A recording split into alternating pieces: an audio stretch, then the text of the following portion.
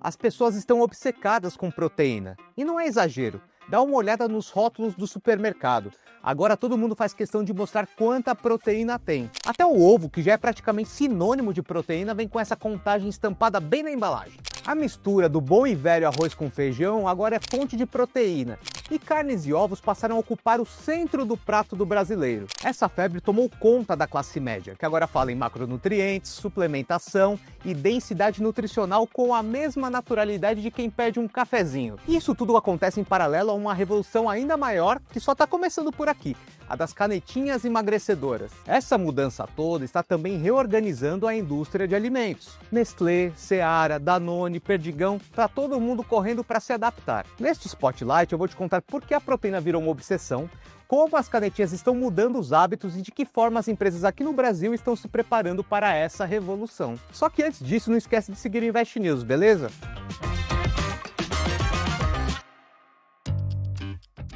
Para entender toda essa transformação, a gente precisa falar de dois personagens, a proteína e o GLP-1, que é a fórmula das canetinhas. Segura aqui que eu já vou te contar o que é o GLP-1, mas antes vamos começar pela proteína.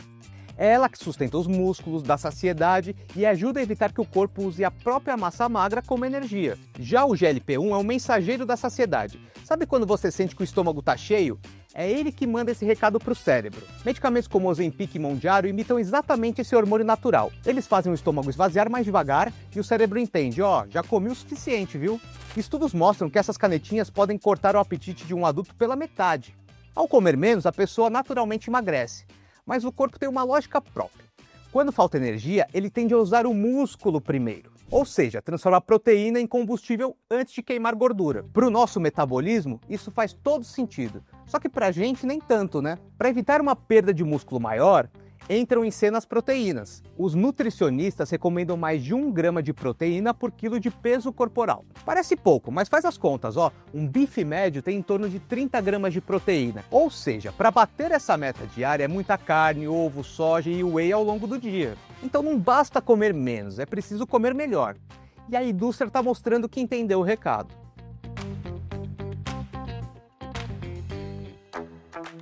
Nos Estados Unidos, o uso das canetinhas emagrecedoras virou um fenômeno econômico. E não por acaso. Os Estados Unidos são o país desenvolvido com mais pessoas obesas no mundo. Cerca de 40% dos adultos são obesos, o equivalente a mais de 110 milhões de pessoas. E isso ajuda a explicar o tamanho do impacto dessas medicações. Cerca de 12% dos americanos já usaram algum medicamento da classe GLP-1 e outros 14% dizem estar interessados em usar. Ou seja, hoje, 1 em cada 8 adultos americanos já experimentou essa canetinha.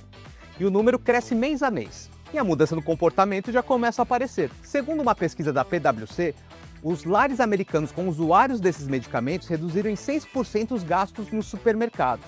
Sumiram das dispensas dos snacks, refrigerantes e ultraprocessados. Só que, por outro lado, entraram as proteínas, as fibras e os alimentos de maior valor nutricional. E as empresas perceberam rápido isso. A Nestlé, por exemplo, lançou uma linha feita sob medida para quem usa os remédios. São refeições menores, mais ricas em proteínas e fibras. A Danone viu o consumo de iogurtes proteicos crescer 3 vezes mais rápido entre os usuários de GLP-1. E empresas como PepsiCo e Hershey sentiram o baque. O faturamento caiu à medida que os consumidores passaram a evitar o açúcar e produtos ultraprocessados na dieta. O empresário Wesley Batista, dono da JBS, a maior produtora de carnes do mundo, resumiu bem esse movimento. Ninguém sabe o tamanho exato desse impacto, mas algo está acontecendo, porque a proteína virou uma tendência global. Aliás, esse é um bom gancho para a gente colocar o Brasil nessa história.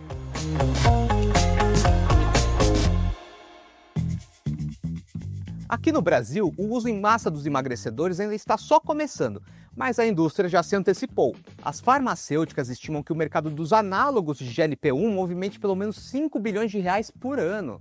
E a tendência é que esse número dobre quando cair a patente da semaglutida, o princípio ativo do Ozempic, que deve ocorrer lá para o primeiro trimestre de 2026. Enquanto isso, laboratórios nacionais como EMS, Eurofarma e CIMED já se preparam para lançar versões genéricas assim que a patente do medicamento da Novo Nordisk perder validade. Um estudo recente projeta que até 6% da população brasileira poderá usar algum desses medicamentos nos próximos anos. E o Brasil, que está entre os maiores consumidores de carne do mundo, tem tudo para ser o cenário dessa transformação. A Seara, da JBS, lançou uma linha de refeições congeladas saladas com até 30 gramas de proteína por porção. A MBRF, dona da Sadia e da Perdigão, apostou em um produto parecido, com até 24 gramas de proteína por refeição. Já a Danone, a fabricante do YoPro, tem criado novas versões do produto e aposta na lógica da suplementação proteica. Mas aqui entra um detalhe importante: a renda do brasileiro. As proteínas, carne, whey, ovos, são bem mais caras do que os carboidratos, como o arroz, batata, o macarrão. E num país que mais de um terço dos trabalhadores vive com até um salário mínimo, não dá para imaginar que essa tendência chegue para todo mundo.